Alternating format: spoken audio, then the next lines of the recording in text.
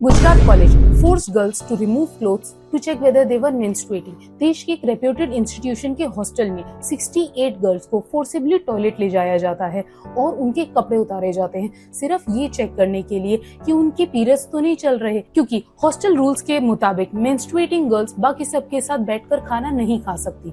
लेकिन बात सिर्फ एक कॉलेज की नहीं है। उत्तर प्रदेश के झांसी में एक 36 ईयर ओल्ड वुमन को नवरात्रि के पहले ही दिन पीरियड्स आ जाते हैं। वो इस बात से इतनी ज्यादा डिस्ट्रेस हो जाती हैं कि वो कंज्यूम कर लेती हैं और अपनी देती हैं सिर्फ इसलिए क्योंकि उन्हें लगा कि वो अपवित्र हो गई हैं और अब पूजा नहीं कर पाएंगी। उनका हस्बैंड उन्हें समझाता रहा कि ये नेचुरल है, लेकिन उनके अंदर का गिल्ट उनको लेता है। जब हम ऐसे इंसिडेंसेस सुनते हैं तो हमारे दिमाग में बहुत से सवाल आते हैं। आखिर हजारों सालों से चलता आ रहा एक बायोलॉजिकल प्रोसेस आज भी लोगों के बीच एक टेंशन का टॉपिक क्यों बना हुआ है? शायद आपके पास भी इसका कोई जवाब नहीं है और यही इस पूरी कहानी का सबसे डेंजरस हिस्सा है, क्योंकि हम ज्यादातर लोग किसी बिलीफ को इसलिए नहीं मानते क्योंकि वो साइंटिफिकली प्रूव हुआ है। हम उसे इसलिए मानते हैं क्योंकि हमसे पहले भी सब वही मानते आए हैं। बचपन से जो सुना है उसे ही सच मान लिया, कभी रुककर पूछा ही नहीं लेकिन क्यों? और जब एक सोसाइटी सवाल पूछना छोड़ देती है तब मिथ्स ट्रेडिशन बन जाते हैं और ट्रेडिशन कभी कभी सच से भी ज्यादा पावरफुल हो जाते हैं और फिर एक दिन पूरी जनरेशन एक बिलीफ को फॉलो करती रहती है बिना जाने कि वो बिलीफ शुरू कहाँ से हुआ था। So, for those who are new here, I am Anisha Gupta. I am a health educator with a background in public health, psychology and sociology. मैं पीरियड्स की बात कर रही हूँ, एक ऐसा बायोलॉजिकल प्रोसेस जो हर हेल्दी वुमन की बॉडी का नॉर्मल हिस्सा है, लेकिन हजारों सालों से उसे शर्म, डर और अशुद्धता से जोड़ दिया गया है। आज इस वीडियो में मैं किसी ट्रेडिशन को नहीं, सिर्फ एविडेंस को जज मानूंगी और जिस बिलीफ का सपोर्ट एविडेंस नहीं होगा मैं उसे चैलेंज करूंगी। और अगर आपने भी कभी किसी लड़की को सिर्फ उसके पीरियड्स की वजह से अलग ट्रीट किया है या बिना वजह किसी बिलीफ को फॉलो किया है तो हो सकता है आज की वीडियो आपको अनकंफर्टेबल लगे, लेकिन कभी कभी सच कंफर्टेबल नहीं होता। तो चलिए आज हजारों साल पुराने एक बिलीफ का ट्रायल शुरू करते हैं। हर मिथ की एक बर्थ स्टोरी होती है, लेकिन कोई भी मिथ बनकर पैदा नहीं होता। शुरू में वो सिर्फ एक एक्सप्लेनेशन होता है किसी ऐसी चीज का जिसे लोग समझ नहीं पाते, और पीरियड शायद इसका सबसे बड़ा एग्जाम्पल है। चलिए आज से हजारों साल पहले चलते हैं, एक ऐसी दुनिया जहाँ ना माइक्रोस्कोप था, ना बायोलॉजी, ना हॉर्मोन्स का कॉन्सेप्ट, ना अल्ट्रासाउंड, ना डॉक्टर्स को यूट्रस के अंदर होने वाले चेंजेस की पूरी अंडरस्टैंडिंग थी। इंसान नेचर को देखकर उसके मीनिंग समझने की कोशिश करता था और फिर एक दिन एक बिल्कुल हेल्दी औरत हर महीने खून बहाना शुरू कर देती है। ना उसे कोई चोट लगी, ना कोई जानवर ने उस पर हमला किया, फिर भी खून निकल रहा था। आज हमें इसका जवाब पता है, लेकिन उस वक्त किसी के पास इसका जवाब नहीं था। और जब इंसान किसी चीज का जवाब नहीं जानता तो वो जवाब बना लेता है। कभी उसे नेचर से जोड़ देता है, कभी स्पिरिचुअलिटी से, कभी फियर से और कभी सुपरस्टिशन से। इसीलिए दुनिया के अलग अलग कल्चर में मेंस्ट्रुएशन को अलग अलग तरह से समझा गया है। कुछ जगहों पर इसे पावरफुल चीज माना गया है और कुछ जगहों पर इसे इम्प्योर माना गया है। एक ही बायोलॉजिकल प्रोसेस, लेकिन इतनी अलग अलग एक्सप्लेनेशन। और यही हमें एक बहुत इंपॉर्टेंट बात बताती है, प्रॉब्लम पीरियड्स नहीं थे, प्रॉब्लम ये थी कि किसी के पास सच नहीं था, सिर्फ एक्सप्लेनेशन था। और जब एक्सप्लेनेशन एविडेंस से पहले आ जाता है तो मिथ्स पैदा होते हैं। शायद इसीलिए हर सिविलाइजेशन ने अपनी अंडरस्टैंडिंग के हिसाब से एक कहानी बना ली, लेकिन कहानी और साइंस दोनों एक चीज नहीं होता। साइंस क्वेश्चन पूछती है, कहानियां आंसर देती हैं, और जब आंसर्स क्वेश्चन से पहले आ जाए तो उन्हें चैलेंज करना और भी जरूरी हो जाता है। क्योंकि अगर एक बिलीफ सिर्फ बना था इसलिए क्योंकि उस वक्त नॉलेज लिमिटेड थी, तो सवाल ये है कि आज भी जब साइंस के पास जवाब है तो हमें वही पुरानी एक्सप्लेनेशन माननी चाहिए।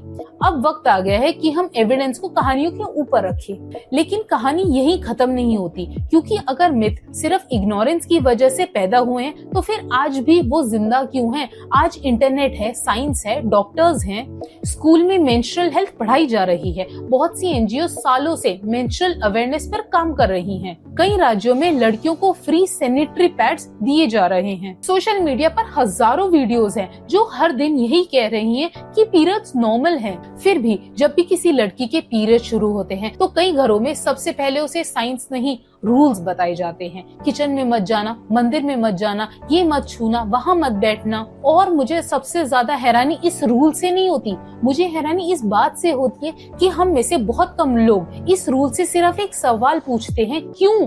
और शायद यहीं पर ये सिर्फ पीरियड्स की कहानी नहीं रह जाती, ये ह्यूमन साइकोलॉजी की कहानी बन जाती है, क्योंकि इंसान सच को नहीं, फेमिलियर चीजों को जल्दी एक्सेप्ट करता है। और अगर एक बिलीफ आपको बचपन से बार बार सुनाया जाए तो एक दिन आप उसे एविडेंस की वजह से नहीं, हैबिट की वजह से सच मान लेते हैं। और यहीं पर मिथ की असली ताकत है, वो साइंस से नहीं, साइलेंस से जिंदा रहता है। और अब मैं शायद इस वीडियो का सबसे अनकंफर्टेबल बात बोलने वाली हूँ। हर ट्रेडिशन रिस्पेक्ट डिजर्व नहीं करता, सिर्फ वो ट्रेडिशन रिस्पेक्ट डिजर्व करते हैं जो एविडेंस के सामने खड़ा रह सकता है। अगर कोई बिलीफ सिर्फ इसलिए जिंदा है क्योंकि हम उसे चैलेंज करने से डरते हैं तो प्रॉब्लम बिलीफ नहीं, हमारी इंटेलेक्चुअल ऑनेस्टी है। हम अपने बच्चों को साइंस पढ़ाते हैं लेकिन घर आकर कभी कभी उनसे एविडेंस नहीं, ओबीडियंस एक्सपेक्ट करते हैं। और जब ओबीडियंस क्यूरियोसिटी से ज्यादा इंपॉर्टेंट बन जाए तो सोसाइटी प्रोग्रेस नहीं करती, रिपीट करना शुरू कर देती है। और शायद इसीलिए इतनी अवेयरनेस के बाद भी, इतनी एजुकेशन के बाद भी, साइंस के बाद भी एक नॉर्मल बायोलॉजिकल प्रोसेस आज भी कई लोगों के लिए अशुद्ध है। लेकिन अगर कोई बिलीफ हजारों सालों तक रिपीट होता रहा है तो धीरे धीरे एक प्रॉब्लम शुरू हो जाती है, हम बिलीफ और रियलिटी के बीच का डिफरेंस भूल जाते हैं।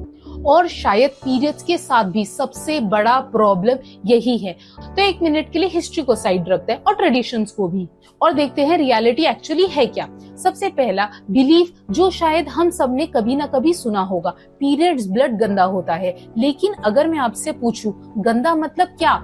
इन्फेक्शन, पॉइजन, टॉक्सिन, डिजीज, या फिर एक ऐसा वर्ड जो हम बिना सोचे समझे रिपीट करते हैं। गंदा कोई साइंटिफिक टर्म नहीं है। साइंस पीरियड ब्लड को गंदा खून नहीं कहती। पीरियड ब्लड, ब्लड यूट्रस की वो लाइनिंग जो प्रेगनेंसी ना होने पर नेचुरली शेड होती है, सर्विकल म्यूकस और वर्जाइनल सिक्रीशन का मिक्सचर होता है। बस ये बॉडी का कोई पॉइजनस लिक्विड नहीं है, ये कोई टॉक्सिन नहीं है, और ना ही बॉडी इसे इसलिए बाहर निकाल रही होती है क्योंकि ये हार्मफुल है। और सिर्फ एक मिनट के लिए लॉजिक से सोचिए, अगर पीरियड ब्लड वाकई बॉडी का गंदा खून होता तो हमारी बॉडी हर महीने इसे दोबारा क्यों बनाती? नेचर इतनी इनएफिशिएंट नहीं होती। चलिए एक और बिलीफ देखते हैं, पीरियड्स के दौरान जो भी लड़कियां छुएंगी वो अशुद्ध हो जाएगा। फिर वही सवाल, एविडेंस क्या है? आज तक कोई क्रेडिबल साइंटिफिक एविडेंस ये प्रूव नहीं कर पाया कि मेंस्ट्रुएटिंग वुमेन के टच करने से खाना खराब हो जाता है, अचार सड़ जाता है, या कोई चीज अपनी प्योरिटी खो देती है। हाइजीन जरूर इम्पोर्टेंट है, लेकिन हाइजीन का संबंध पीरियड से नहीं, सफाई से है। और सफाई हर इंसान के लिए जरूरी है, सिर्फ मेंस्ट्रुएटिंग वुमन के लिए नहीं। और अब शायद सबसे इम्पोर्टेंट सवाल, अगर पीरियड्स ना पॉइजन है, ना डिजीज है, ना इन्फेक्शन है, ना कोई साइंटिफिक कंटामिनेशन है, तो फिर हम उस अशुद्ध वर्ड की डेफिनेशन से समझते क्या है? क्या सिर्फ इसलिए क्योंकि ये बिलीफ हजारों सालों से रिपीट होता है, या इसलिए क्योंकि हमने कभी भी रुककर इस वर्ड का मतलब पूछा ही नहीं? और मुझे लगता है कि इस पूरी कहानी की सबसे बड़ी आयरनी ये है कि जिस बायोलॉजिकल प्रोसेस के बिना हम में से कोई भी आज इस दुनिया में नहीं होता, उस प्रोसेस को हमने शर्म, डर और अशुद्धता का सिंबल बना दिया है। शायद प्रॉब्लम पीरियड्स कभी थे ही नहीं, प्रॉब्लम हमारे वर्ड्स थे। और जब वर्ड्स एविडेंस से बड़े हो जाते हैं तो मिथ्स सच जैसे लगने लगते हैं। और शायद हम उस सवाल तक पहुंच गए हैं जिससे हमें इस वीडियो की शुरुआत की थी, व्हाई हर?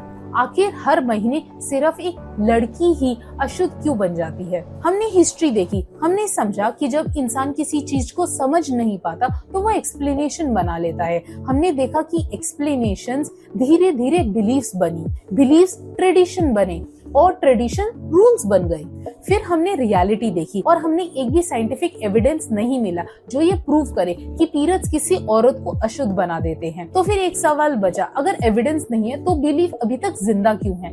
और मुझे लगता है इसका जवाब बायोलॉजी में नहीं, हमारे बिहेवियर में छुपा है। सच ये है कि मिथ्स किताबों से कम लोगों के दिमाग में ज्यादा रहता है। और जब एक बिलीफ बचपन से घर में, स्कूल में, रिश्तेदारों से बार बार सुनने को मिलता है तो एक दिन हमें उसे एविडेंस एविडेंस की वजह से नहीं, फेमिलियरिटी की वजह से सच मान लेते हैं। और शायद इसीलिए awareness campaign, free menstrual pads और सोशल मीडिया की वीडियोस जरूरी तो हैं, लेकिन काफी नहीं है, क्योंकि प्रॉब्लम इंफॉर्मेशन की कमी नहीं है, प्रॉब्लम सवाल पूछने की है। हम अपने बच्चों को फॉर्मूला याद करना सिखा देते हैं, लेकिन बिलीफ को वेरीफाई करना नहीं। हम कहते हैं ऐसा ही होता आया है, लेकिन बहुत कम कहते हैं चलो देखते हैं इसका एविडेंस क्या है। और शायद इसीलिए कुछ मिथ साइंस से नहीं, साइलेंस से जिंदा रहते हैं। अगर आज भी किसी लड़की को सिर्फ पीरियड्स की वजह से किचन से दूर रखा जाता है या उसे अशुद्ध माना जाता है, तो शायद हमें उस लड़की को नहीं, उस बिलीफ को क्वेश्चन करना चाहिए। क्योंकि किसी भी बिलीफ की इज्जत सिर्फ इसलिए नहीं होनी चाहिए क्योंकि वो पुराना है, बल्कि इसलिए होनी चाहिए क्योंकि वो सच के साथ खड़ा है। और अगर कोई बिलीफ एविडेंस के सामने टिक नहीं पाता, तो उसे बचाना कल्चर को बचाना नहीं है, गलती को रिपीट करना है। और अब मैं आपसे सिर्फ एक लास्ट सवाल पूछती हूँ कि अगर कल हर डॉक्टर, हर साइंटिस्ट, हर बायोलॉजी की किताब एक ही बात कहे कि पीरियड्स कभी भी किसी औरत को अशुद्ध नहीं बनाते, तो क्या सोसाइटी अपनी सोच बदल देगी, या फिर हम एविडेंस से ज्यादा अपनी आदतों पे भरोसा करते रहेंगे? और फिर शायद इसी में इस पूरी कहानी का जवाब छुपा है। It was never about her. ना उसका शरीर गलत था, ना पीरियड्स गलत थे। सवाल हमेशा से हमारे बिलीव्स का था। और हर जनरेशन के पास दो चॉइसेस होती है, या तो वो बिलीव्स इनहेरिट करें या उन्हें इन्वेस्टिगेट करें। मैं अपनी चॉइस कर चुकी हूँ, अब आपकी बारी है। कमेंट्स में मुझे जरूर अपनी थॉट्स बताइएगा। आई होप कि मैं इस वीडियो से कम एक इंसान के ऊपर तो असर डाल ही पाई होंगी।